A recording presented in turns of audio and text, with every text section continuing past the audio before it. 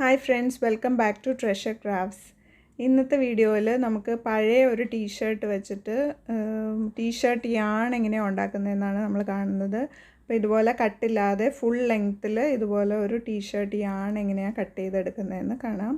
അപ്പം ഈ T shirt yarn നമ്മൾ കടയിൽ നിന്ന് മേടിക്കുമ്പോൾ അതിന് അത്യാവശ്യം വിലയുണ്ട്. ഒരു 100 റുപ്പീസ് അബവ് ഉണ്ട് ഒരു ബണ്ടിലിന്. അപ്പോൾ ഇത് വെച്ചിട്ട് പല സാധനങ്ങൾ നമുക്ക് ഉണ്ടാക്കാം. ഇപ്പോൾ ഞാനൊരു പ്ലാന്റർ, ഒരു സിമ്പിളായിട്ടുള്ള ബേസിക് പ്ലാന്റർ ഇവിടെ ഉണ്ടാക്കി കാണിക്കുന്നുണ്ട് ഈ വീഡിയോയുടെ ആദ്യം ടീഷർട്ട് യാണ് കട്ട് ചെയ്യുന്നത് കാണിക്കും. അത് കഴിഞ്ഞിട്ട് ഈ പ്ലാന്റർ നമ്മൾ ഉണ്ടാക്കുന്നുണ്ട് കേട്ടോ.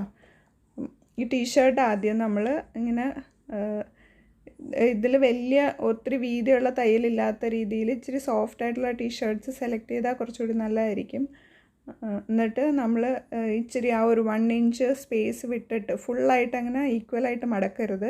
ഈ രീതിയിൽ മടക്കിയിട്ട് ആ ഒരു സ്കെയിൽ വെച്ച് ഇതുപോലെ മെഷർ ചെയ്ത് ഈക്വൽ പാർട്സ് ആയിട്ട് ഇതുപോലെ മെഷർ ചെയ്തിട്ട് മാർക്ക് ചെയ്തെടുക്കുകയാണ്. ഇതിൻ്റെ ആ കൈയുടെ ഭാഗം വരെ നമ്മൾ ഇതുപോലെ ഇങ്ങനെ മാർക്ക് ചെയ്തെടുക്കുന്നുണ്ട്. എന്നിട്ട് ആ അരിക് അടിച്ച ഭാഗം ഇച്ചിരി കട്ടിയാണല്ലോ, അപ്പോൾ അത് നമ്മൾ കട്ട് ചെയ്ത് കളയുന്നു. പിന്നെ അതിന് ശേഷം നമ്മൾ മുഴുവനായിട്ട് കട്ട് ചെയ്യാതെ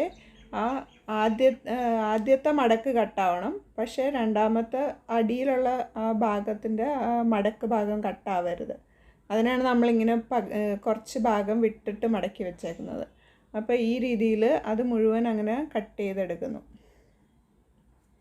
ഈ ടീഷർട്ടാണ് നമ്മൾ ഉണ്ടാക്കി കഴിയുമ്പോൾ അതിന് ആ തയ്യൽ ഭാഗം വരുന്നിടത്ത് കുറച്ചൊരു കാണുന്ന രീതിയിലുണ്ടാവും. പക്ഷെ അത് എന്നാലും നമ്മൾ ആ ഓരോ സാധനങ്ങൾ ഉണ്ടാക്കുമ്പോൾ അത് അറിയാത്ത രീതിയിലൊക്കെ നല്ലതായിട്ട് ചെയ്യാൻ പറ്റും.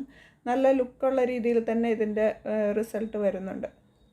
അപ്പോൾ ഇതിങ്ങനെ എൻ്റെ കയ്യിലോട്ട് ഇങ്ങനെ വെച്ചിട്ട് ആദ്യം ഇങ്ങനെ ഒന്ന് ചരിച്ച് ഇവിടെ ആദ്യത്തെ കട്ട് ഇതുപോലെ ചെയ്യുന്നു. അതിന് ശേഷം ഇതുപോലെ ഇങ്ങനെ ഡയഗണലി ഇങ്ങനെ ചരിച്ച് അങ്ങനെയാണ് ആ ഒരു നമ്മൾ ഫുൾ ലെങ്ത്തിൽ നമുക്ക് ടീഷർട്ടാണ് കട്ടാവാത്ത രീതിയിൽ കിട്ടുന്നത്. അപ്പോൾ ഒരു ടീഷർട്ട് വെച്ച് അത്യാവശ്യം നല്ലതായിട്ട്. പിന്നെ ഇത് കഴിഞ്ഞിട്ട് നമ്മൾ ടീഷർട്ട് യാൺസ് തമ്മിൽ ടീഷർട്ടിൻ്റെ തുണികൾ തമ്മിൽ എങ്ങനെയാണ് കെട്ട് ഇല്ലാതെ യോജിപ്പിക്കുന്ന ഒരു മെത്തേഡും കൂടി ഇത് കഴിയുമ്പോൾ ഞാൻ കാണിക്കുന്നുണ്ട്.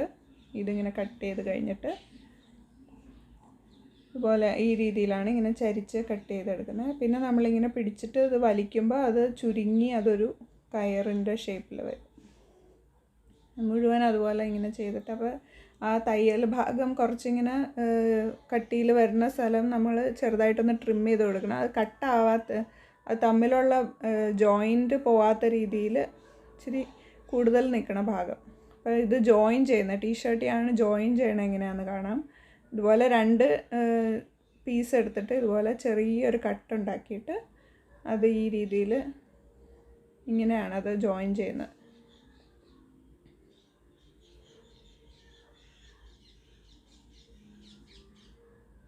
ഒരേ കളറിലുള്ളത് വേണമെങ്കിൽ ജോയിൻ ചെയ്യാം, അല്ലെങ്കിൽ നമ്മുടെ ഓരോ പ്രോജക്ട്സ് അനുസരിച്ച് നമ്മൾ മാക്രമേ ത്രെഡ് വെച്ച് ചെയ്യുന്ന ഒരുമാതിരി കാര്യങ്ങളൊക്കെ നമുക്ക് ഈ ടീഷർട്ട് യാൺ വെച്ചിട്ട് ചെയ്യാൻ പറ്റും. ടീഷർട്ട് യാൺ നമ്മൾ ശരിക്കും ആ ഈക്വൽ ഇൻ്റർവെൽസിൽ അങ്ങനെ കട്ട് ചെയ്ത് മെഷർ ചെയ്തെടുക്കുമ്പോൾ നമുക്ക് കാണാൻ പറ്റും ആ യാണിൻ്റെ കെട്ട് വരുന്നത് ഈക്വൽ ഇൻ്റർവെൽസിലാണ്. അപ്പോൾ ആ ഒരു കെട്ട് നമുക്ക് നമ്മുടെ ആ മാക്രമയുടെ ആ കെട്ട് വരുന്നതിൽ ഹൈഡ് ചെയ്യാൻ പറ്റുന്ന രീതിയിൽ സെയിം ആയിട്ട് കണ്ടില്ല, ആ കെട്ടെല്ലാം ഒരേ രീതിയിൽ വരുന്നുണ്ട്. അപ്പം ഞാനിവിടെ 2 മീറ്ററിൻ്റെ 3 സ്ട്രാൻഡ്സ് എടുത്തിട്ടുണ്ട്. അത് 2ആയിട്ട് ഫോൾഡ് ചെയ്തിട്ട് ആ മുകളിലെ ഫോൾഡ് ഭാഗം അതാണ് ഇങ്ങനെ നമ്മൾ ഹാങ് ചെയ്യുന്ന സ്പേസ് ആയിട്ട് എടുക്കുന്നത്. അവിടെ കൊണ്ട് ഒരു ചെറിയ സിമ്പിൾ ഒരു കെട്ടിടുന്നുണ്ട്. നമ്മൾ വെക്കാൻ ഉദ്ദേശിക്കുന്ന പോട്ട് അനുസരിച്ച് നമുക്കിതിൻ്റെ സ്റ്റാൻഡിൻ്റെ നീളം കൂട്ടുകയോ കുറയ്ക്കുകയോ ഒക്കെ ചെയ്യാം. ഇപ്പം ഞാൻ കുറച്ച് ഹൈറ്റുള്ളൊരു പോലത്തെ പോട്ട് വെക്കുന്ന കാരണം ഞാൻ 2 മീറ്റേഴ്സില്ല, എക്സ്ട്രാ ഉള്ളത് നമുക്ക് കട്ട് ചെയ്ത് കളയാമല്ലോ. അപ്പോൾ ഇതിൻ്റെ രണ്ട് സ്ട്രാൻഡ് എടുത്തിട്ട് ഞാനത് കെട്ടാൻ ഉദ്ദേശിക്കുന്ന സ്ട്രാൻഡ്സിലോട്ട് ഒരു ബീഡ് കയറ്റി കൊടുക്കുന്നുണ്ട്. ആ ബീഡ് ഇരിക്കുന്നത് അതിനൊരു എക്സ്ട്രാ സപ്പോർട്ടാണ്. അപ്പം നമ്മുടെ ആ പോട്ടിൽ അത് കറക്റ്റ് ആ പൊസിഷനിൽ തന്നെ അത് ഇരിക്കാനും ഹെൽപ്ഫുള്ളാണ്, കാണാനും ഭംഗിയാണല്ലോ ബീഡ്. അപ്പം ആ തയ്യൽ എന്നുള്ള രീതിയിൽ ആ ഹമ്പുള്ള ഭാഗത്താണ് ഞാൻ കെട്ടിടുന്നത്.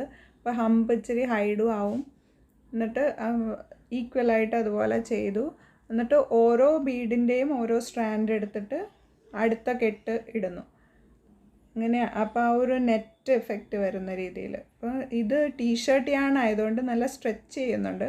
അപ്പോൾ നമ്മൾ മാക്രമേ ആണെങ്കിൽ കുറച്ചും കൂടി വേണമെങ്കിൽ അകത്തി കെട്ടിടാം. അപ്പോൾ ടീഷർട്ട് യാൺ ആയതുകൊണ്ട് ഞാൻ നല്ല ക്ലോസ് ആയിട്ടാണ് അടുത്ത താഴത്തെ കെട്ട്. പക്ഷേ അപ്പോൾ അത് നമ്മൾ പോട്ട് വെക്കുമ്പോൾ അത് സ്ട്രെച്ച് ആയിട്ടിരിക്കും, അതുകൊണ്ടാണ് അങ്ങനെ ചെയ്യണത്.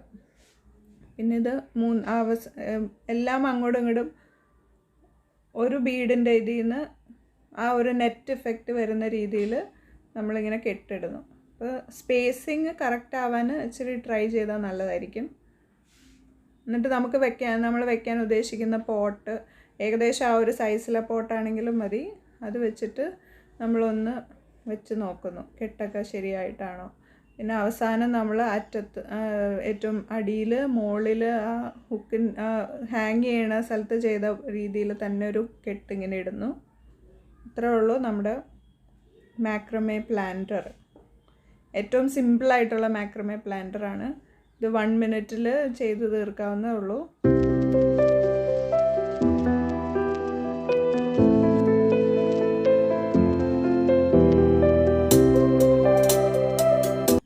വീഡിയോയെ പറ്റിയുള്ള അഭിപ്രായങ്ങൾ എല്ലാവരും കമൻറ്റ് ചെയ്ത് അറിയിക്കുക. അടുത്ത ആഴ്ച ടീഷർട്ട് യാൺ വെച്ച് തന്നെ ഒരു പുതിയ കാര്യം നമുക്ക് കാണാം. Thank you for watching.